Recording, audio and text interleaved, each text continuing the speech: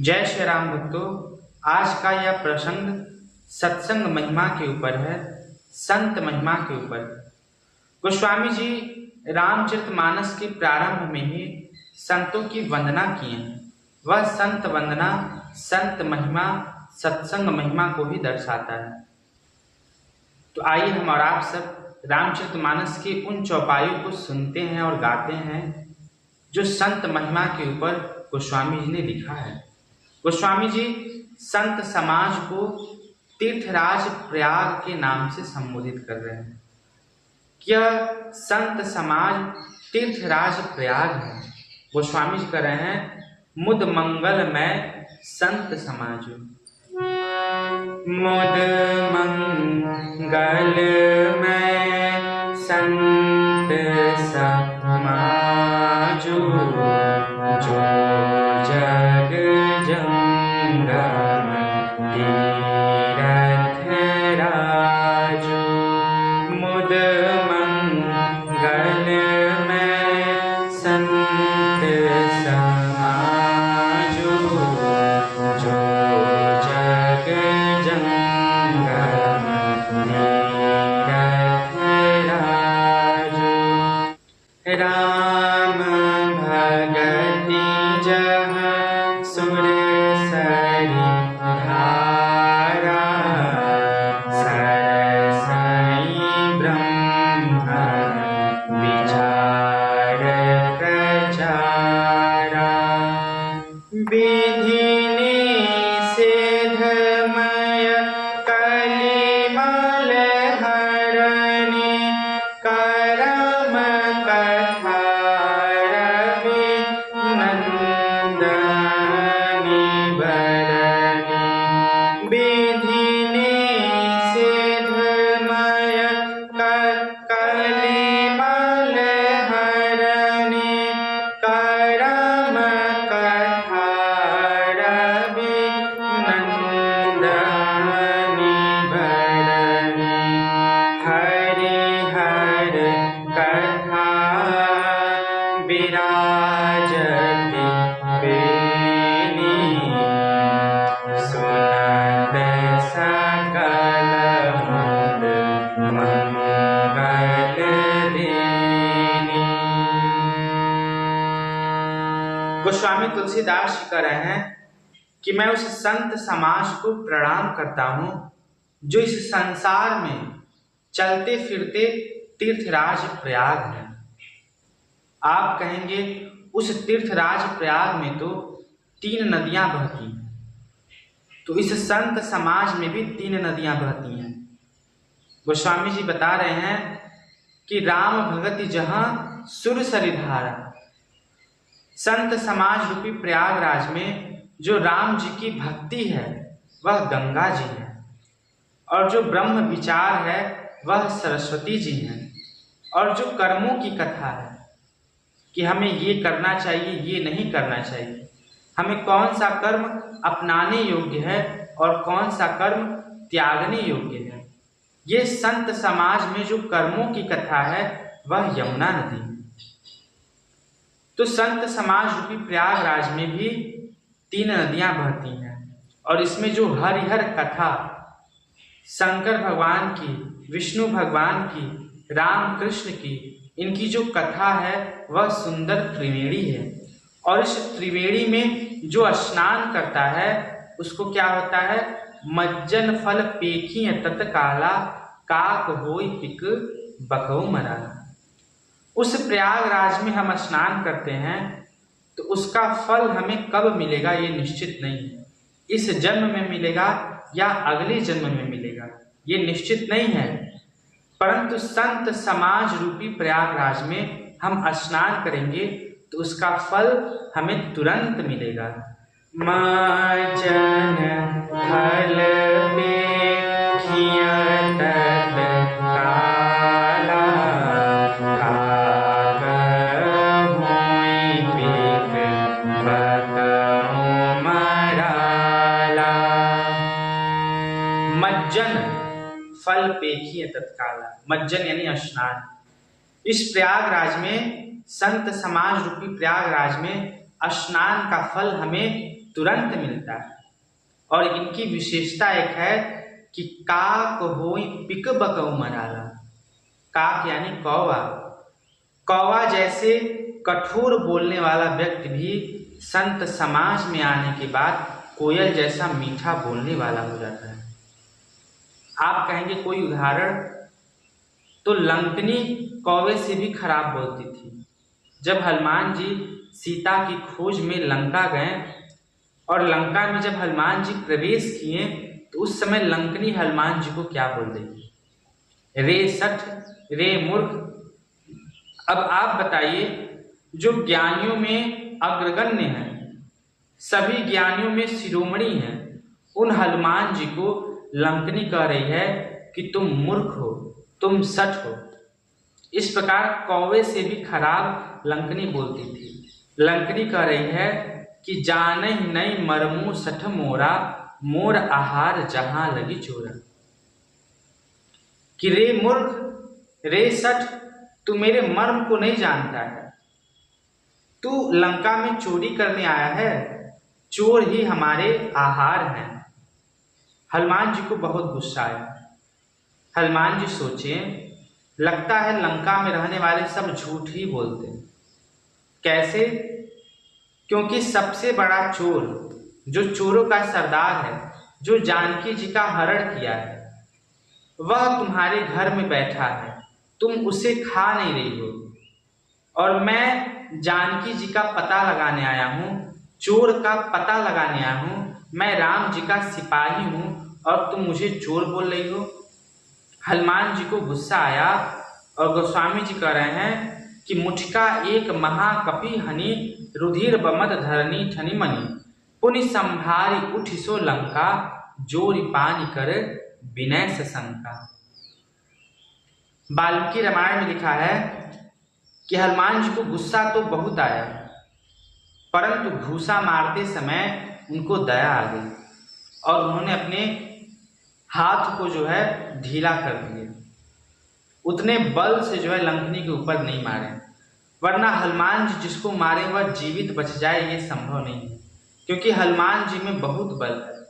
कितना बल है हनुमान जी में? तो वायु पुराण में लिखा है कि 10,000 मतवाले हाथी में जितना बल होता है उतना बल इंद्र के एक इरावत हाथी में होता है, और 10,000 इरावत हाथी में जितना बल होता है उतना बल एक इंद्र में होता है, और 10,000 इंद्र में जितना बल होता है उतना बल हनुमान जी के एक रोए में होता है।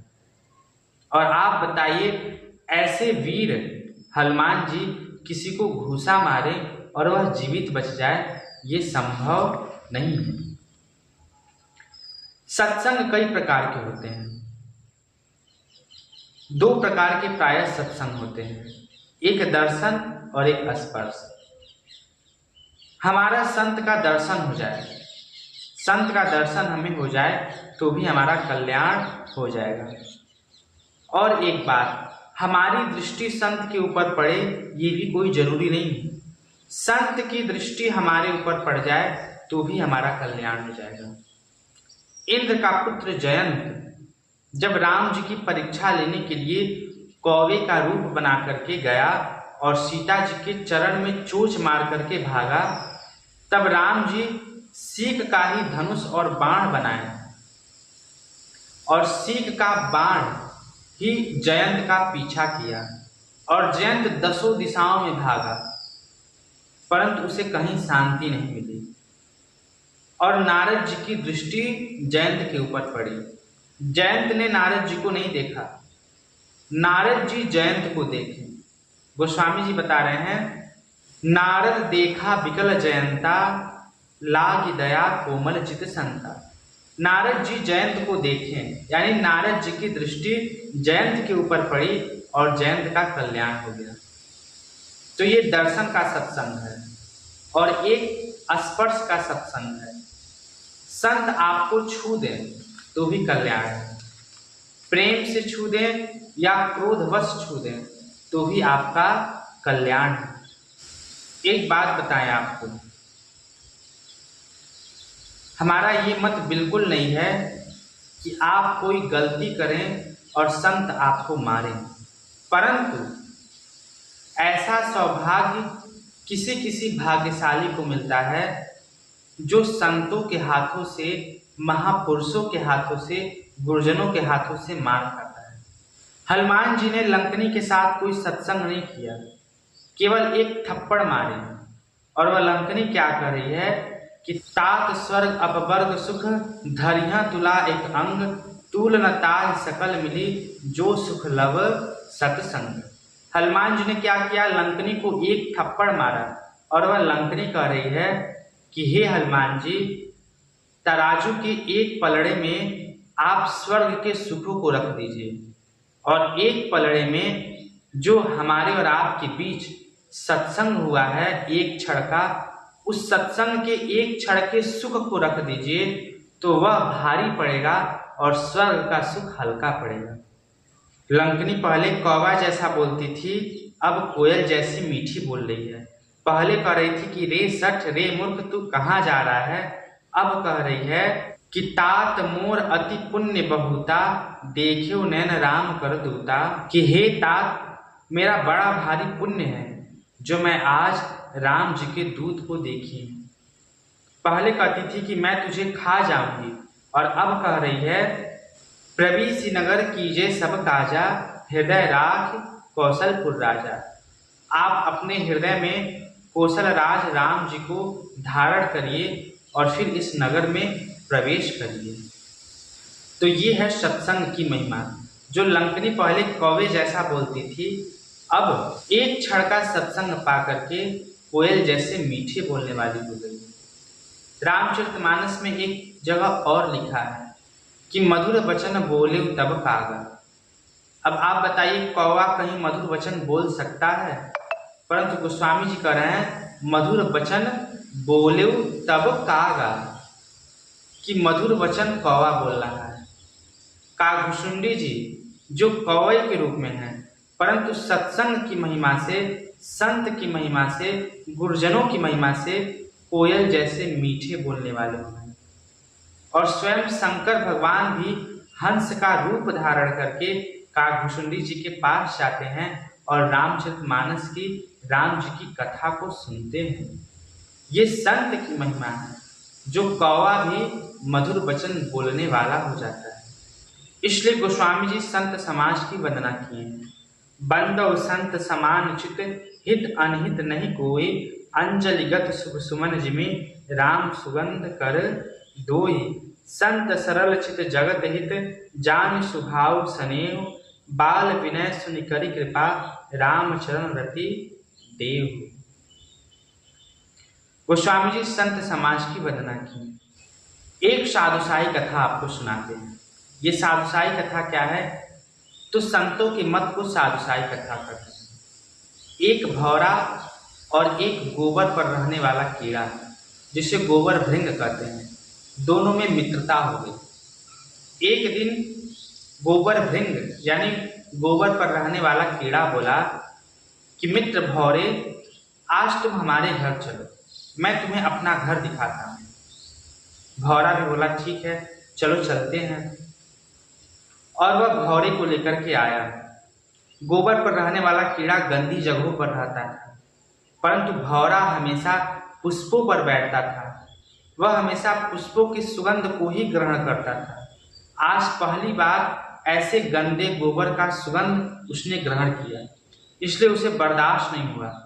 वह दूर ही बैठा था, परंतु मित्र के कारण कुछ बोल न सका। और फिर अंत में उसने कहा कि मित्र, अगले दिन तुम हमारे घर आना, मैं भी तुम्हें अपना घर दिखाऊंगा। वह गोबर वाला कीड़ा बोला ठीक है, मैं भी तुम्हारे घर आऊंगा। और वह भौरा अगले दिन उसको अपने घर ले गया, जहां पे वह कमल पे बैठता था। और गोबर भृंग, गोबर वाला कीड़ा हमेशा गोबर पर बैठता था। वह हमेशा गोबर की ही सुगंध को ग्रहण करता था, परंतु आज जीवन में पहली बार वह कमल की सुंदर सुगंध को ग्रहण किया। और उस सुगंध को ग्रहण करते ही वह मंत्र मुग्ध हो गया, और उसे पता ही नहीं चला कि कब शाम हो गई और कमल की पंखुड़ियां जो है वह बंद हो गई। और वह गोबर वाला कीड़ा उसी कमल में बंद हो गया। अगले दिन कोई पुजारी आए और उस कमल को तोड़ करके लेकर के चले गए और शंकर भगवान के ऊपर उसको अर्पित कर दिया। और फिर पुजारी ने दूध से भगवान को अभिषेक किया और उस शंकर भगवान के ऊपर वह गोबर वाला कीड़ा ही बैठा था और उसके ऊपर भी दूध का अभिषेक हुआ। फिर उस गोबर वाले कीड़े ने सोचा कि आज मैं भौरे का संग पा करके मैं कमल के पुष्प पे आया और फिर वहां से भगवान के ऊपर आया और मुझे दूध से अभिषेक किया जा रहा है। इसके पहले मैं सदा गोबर में ही रहता था, परंतु सत्संग के कारण, अच्छे संग के कारण आज हमारा दूध से अभिषेक हो रहा है। तो ये सत्संग की महिमा है। हमारे शास्त्रों में लिखा है, सत्संगत से गुण होत है, सत्संगत से गुण जाए। सत्संग से ही व्यक्ति के भीतर गुण आता है और कुसंग से ही व्यक्ति के भीतर अवगुण का प्रवेश होता है। इसलिए हमें हमेशा सत्संग करना चाहिए, संतों का संग करना चाहिए, अच्छे लोगों का ही संग करना चाहिए, क्योंकि अच्छे लोगों का संग से ही हमारे भीतर अच्छे गुण आते हैं और बुरे के संग हमारे भीतर अवगुणों का प्रवेश होता है। आज हम अपनी वाणी को यहीं पे विराम करते हैं। जय श्री राम।